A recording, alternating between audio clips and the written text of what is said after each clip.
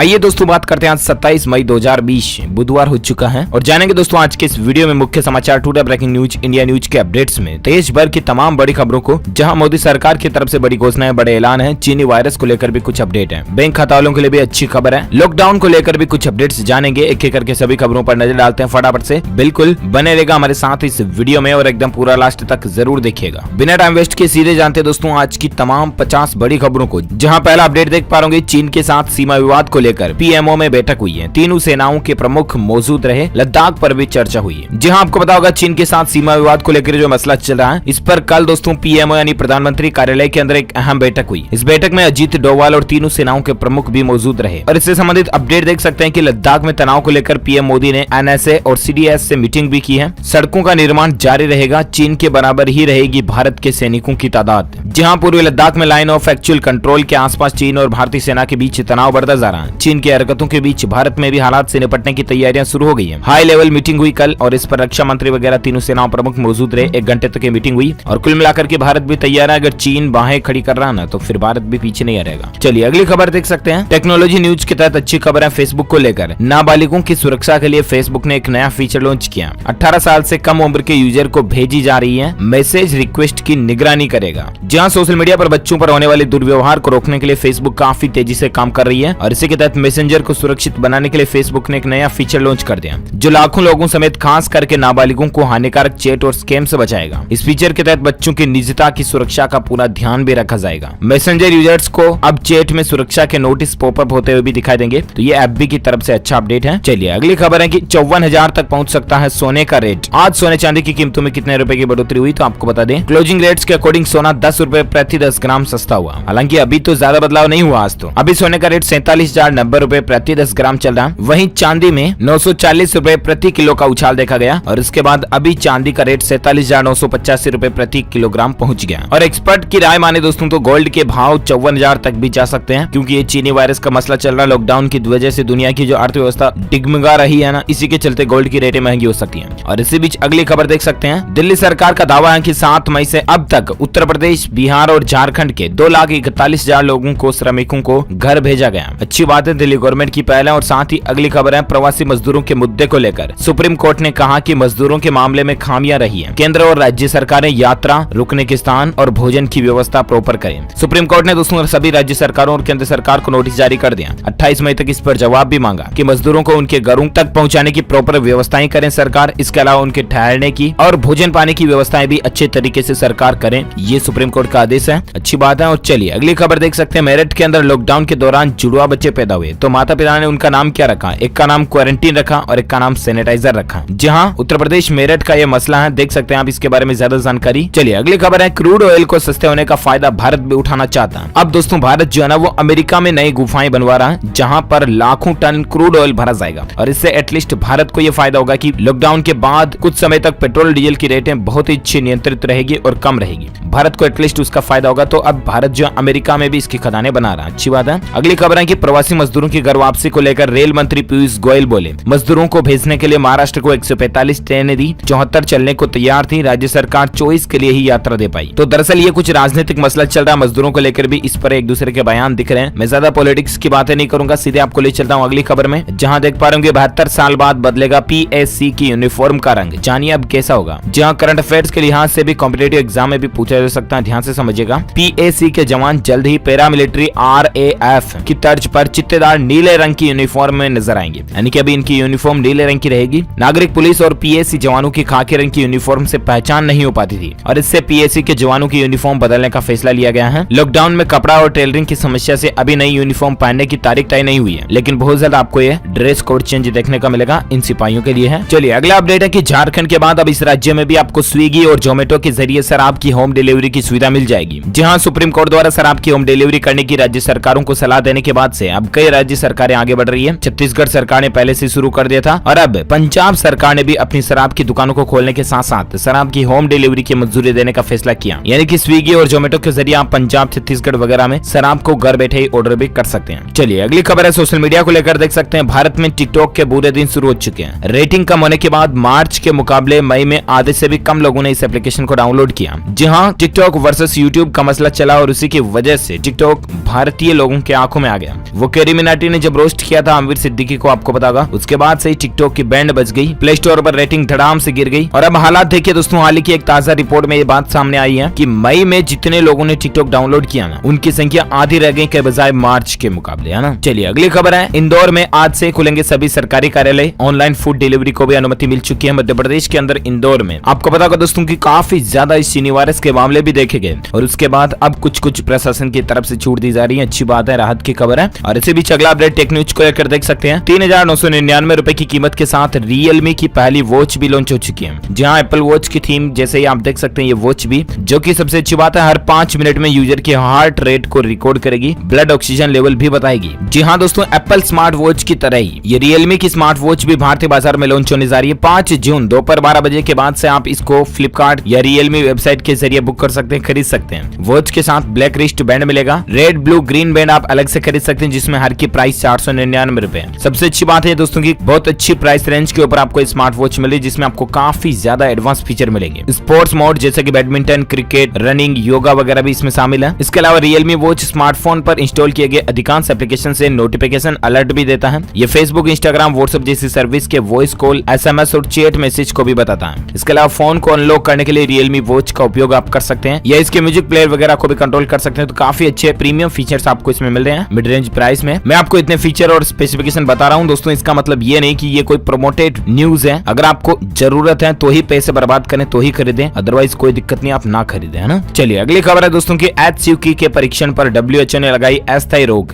ICMR ने दिया ये रिएक्शन। जी हाँ, चीनी वायरस को लेकर हाइड्रोक्सीक्लोरोक्विन दवा को लेकर दोस्तों विश्व स्वास्थ्य संगठन WHO का भले ही जो भी रुक रहा हो, लेकिन भारत में इसका प्रयोग जारी रहेगा। WHO द्वारा हाइड्रोक्सीक्लोरोक्विन के परीक्षणों को रोकने के एक दिन बाद भारतीय चिकित्सा अनुसंधान परिषद ICMR ने कहा कि जोखिम लाभ के आधार पर स्वास्थ्य कर्मचारियों को HCQ के उपयोग से इनकार नहीं किया जाना चाहिए। ये मसला चला इस दवाई को लेकर, WHO ने रोक लगा दी, लेकिन फिर भी भारत में जारी रहेगी। चलिए अगली खबर में दोस्तों इस चीनी वायरस से संबंधित कुछ आंकड़ों पर नजर डालें ना, उससे पहले मैं आपको कुछ और अपडेट बताता हूँ। बड़ी खबर आप देख सकते हैं कि लंबी अनामिका उंगली वाले पुरुषों में इस चीनी वायरस से जान जाने का खतरा बहुत कम हो जाता है। हाल ही में वैज्ञानिकों की इस तरह की शोध में भी बात का खुलासा हुआ। हालांकि ये बात कुछ अजीब सी लगती है और यूं लगता है कि इस पर बिलीव नहीं हो, लेकिन वैज्ञानिकों के रिसर्च में बात सामने आई है दोस्तों की, जिन पुरुषों की अनामिका उंगली लंबी है उनमें इस वायरस से जान जाने का खतरा बहुत ज्यादा कम है। रिसर्च में पता चला दोस्तों की उन देशों में इससे मृत्यु दर ज्यादा है जिन देशों के पुरुषों की अनामिका उंगली छोटी है। रिसर्च पेपर में यह भी कहा गया, कुल मिलाकर के उंगली का मसला ज्यादा जानकारी आप देख सकते हैं। चलिए इसी चीनी वायरस को लेकर और एक अपडेट है कि लॉकडाउन को 2 महीने पूरे हो चुके हैं और इसके मरीजों की टोटल संख्या 1,45,000 तक पहुंच चुकी है भारत में। भारत के उड़ीसा, असम, बिहार, महाराष्ट्र इन राज्यों में सबसे ज्यादा गंभीर स्थितियां चल रही है, मामले भी तेजी से बढ़ रहे हैं। पिछले 24 घंटों में सबसे ज्यादा संक्रमित प्रभावित राज्यों में शामिल है महाराष्ट्र, गुजरात, तमिलनाडु में बड़ी संख्या में नए मामले देखे गए हैं। वहीं चीनी वायरस पर सरकार का बयान देखिए, देश में अब तक 60,490 मरीज स्वस्थ हो चुके हैं। संक्रमण से जान जाने वाले लोगों की दर जो है ना वो 2.87% है, जो कि दुनिया में सबसे कम लेवल पर है दूसरे देशों की तुलना में, है ना। ये राहत की बात है। और इसी बीच अगला अपडेट भी देख सकते हैं, चीनी वायरस की दूसरी लहर भी आएगी।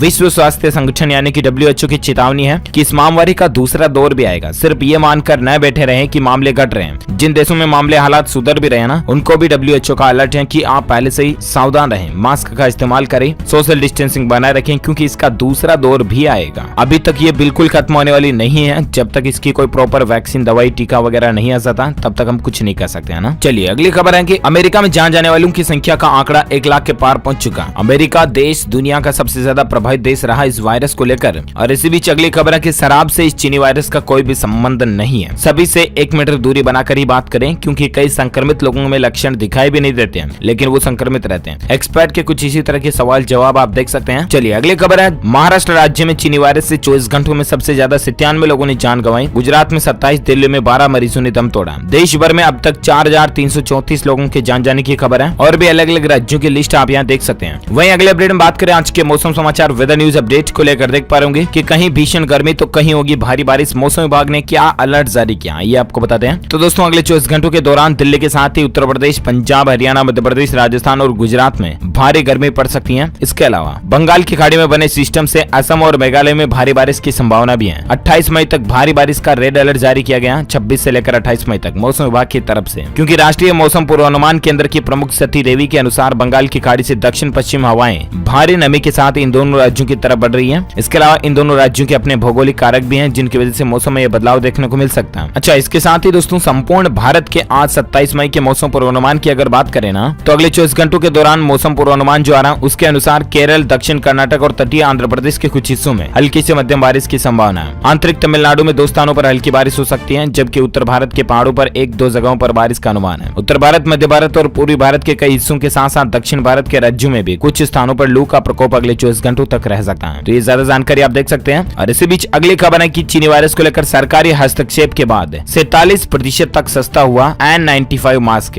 जो कि पहले 150 से लेकर 300 रुपए तक में बिक रहा था दोस्तों एक मास्क। उसकी कीमतों में कटौती देखी गई है अब 47% तक, यानी कि तकरीबन आधी रेट हो चुकी है। नियामक राष्ट्रीय औषधि मूल्य प्राधिकरण के देश में इस प्रमुख उत्पाद को सस्ती दर पर उपलब्ध कराने के लिए कदम उठाए जाने के बाद कीमतों में कटौती आई है, अच्छी बात है। चलिए अगली खबर है कि बाजार में आ चुके हैं प्रिंटेड फेस मास्क। अब आप मास्क लगाओगे ना तो आपका चेहरा भी नहीं छिपेगा। ये तस्वीर में आप देख सकते हैं, ये चेहरा दिख रहा है, ये मास्क का चेहरा। तो इस तरह के प्रिंटेड भी 3D लुकिंग मास्क भी आ चुके हैं बाजार में। और एक अपडेट देख पा रहे होंगे कि देश भर में स्कूल बंद है, लेकिन केरल में परीक्षाएं भी शुरू हो चुकी हैं। छात्रों को मास्क लगवाना अनिवार्य है। जहां चीनी वायरस के चलते जहां देश भर में स्कूलों और कॉलेजों समेत सभी शिक्षण संस्थानों को बंद रखा गया, वहीं केरल में स्कूलों को फिर से खोला जा रहा है। केंद्र सरकार से अनुमति मिलने के बाद मंगलवार को राज्य में लाखों छात्र छात्राएं सेकेंडरी स्कूल लिविंग सर्टिफिकेट 10वीं क्लास और 10वीं 12वीं की परीक्षाएं भी दे रहे हैं, 11वीं 12वीं की भी। तो ये देख सकते हैं, ज्यादा जानकारी आप। चलिए अगली खबर है कि अब आप चार्टर्ड फ्लाइट से भी सफर यात्रा कर सकते हैं। सरकार ने नया फैसला लिया। जहां अगर आप चीनी वायरस संक्रमण से बचने के लिए सामान्य यात्री फ्लाइट से नहीं जाना चाहते हैं तो कोई बात नहीं है, अब आप अपनी जेब के हिसाब से प्राइवेट प्लेन भी बुक करा सकते हैं। केंद्र सरकार ने प्राइवेट चार्टर्ड फ्लाइटों को भी उड़ने की इजाजत दे दी है। चलिए अगली खबर है, 35 शहरों में शुरू हुई जूम कार की सर्विस। ग्राहकों के लिए लॉन्च किया गया जूम 2 आत्मनिर्भरता का ऑफर है, नई सुविधा है। दरअसल लॉकडाउन में छूट मिलने के बाद self drive rental platform zoom car ने देश भर में 35 शहरों में अपनी सेवाएं शुरू कर दी हैं। ज्यादा जानकारी देख पा रहे होंगे। चलिए अगली खबर है कि मारुति कंपनी जो है ना दोस्तों, उसने ICICI बैंक के साथ में हाथ मिला लिया,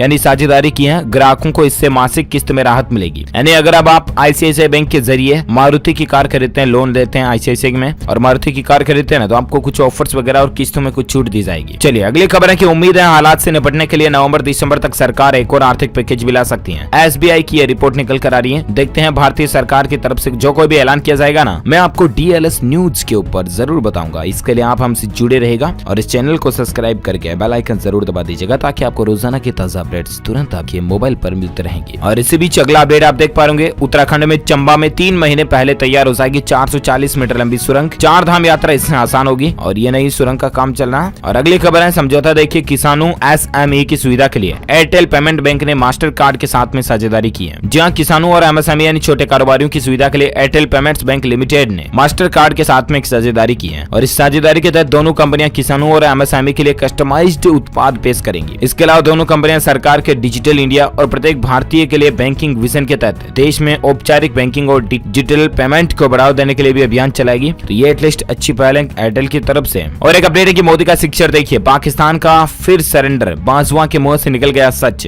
जहां प्रधानमंत्री नरेंद्र मोदी के 6 साल पूरे हो चुके हैं, मोदी के शिक्षर में अब POK भी शामिल होने जा रहा है। यानी भारत ने दोस्तों POK पर जैसा रुख दिखाया है ना, अब पाकिस्तान के आर्मी चीफ बाजवा भी घबरा गए हैं। बाजवा भारत की POK प्लानिंग से इस कदर डर गए कि उन्होंने ईद के मौके पर LOC का दौर भी कर डाला। डरे हुए बाजवा के मुंह से सच भी निकल गया। उन्होंने कश्मीर और पाकिस्तान के सरेंडर का सच अपने सैनिकों को बता दिया। वैसे भी आजकल पाकिस्तान के हालात काफी ज्यादा गंभीर चल रहे हैं। और एक अपडेट देख सकते हैं कि पाकिस्तान में डीजल के बाद अब पेट्रोल की भारी किल्लत आ रही है। देश के कई शहरों में पेट्रोल पंप भी बंद है। पाकिस्तान के अभी इस वक्त भी हालात देखिए, जब क्रूड ऑयल इतना सस्ता ना, उस समय भी पाकिस्तान के पास पेट्रोल का स्टॉक नहीं है। तो क्या उसके बाद लॉकडाउन खत्म होने के बाद घंटा स्टॉक पाकिस्तान इकट्ठा कर लेगा? No possible. हालात देखिए दोस्तों की पाकिस्तान सरकार को अपने देश चलाने की चिंता नहीं पड़ी है, बल्कि पड़ोसी देश भारत से घुसपैठियां करने की ज्यादा शौक पड़ी है। इसलिए तो बार बार छेड़खानी करते रहते हैं ये। खैर जैसे का तैसा, कुल मिलाकर के अपन आगे बढ़ते हैं अगले अपडेट में, जहां बड़ी खबर देख पा रहे महाराष्ट्र में एक बार फिर गठबंधन सरकार पर खतरा मंडरा रहा। भाजपा ने राष्ट्रपति शासन लगाने की मांग भी की है। तो ये राजनीतिक मसले चल रहे हैं, मैं ज्यादा जानकारी आपको नहीं बताऊंगा। और इसी बीच अगला अपडेट भी देख सकते हैं कि मोदी सरकार के 6 साल पूरे हो चुके हैं। आपको बताएंगे मोदी सरकार के पहले कार्यकाल के 5 साल और उसके बाद का 1 साल, 6 साल पूरे हो चुके हैं। और ऐसे में केंद्र सरकार की 6 बड़ी उपलब्धियों के बारे में आपको बताते हैं। पॉइंट्स और हाईलाइट्स ध्यान से समझिएगा। जनधन और उज्ज्वला योजना ने गरीबों के मुखड़े पर मुस्कान लौटाई है। ये मोदी सरकार का पहला अच्छा काम रहा। इसके अलावा सर्जिकल स्ट्राइक और एयर स्ट्राइक ने भारत का मान भी बढ़ाया है देश दुनिया में विदेशों में। अच्छा, इसके अलावा GST के जरिए पूरा हुआ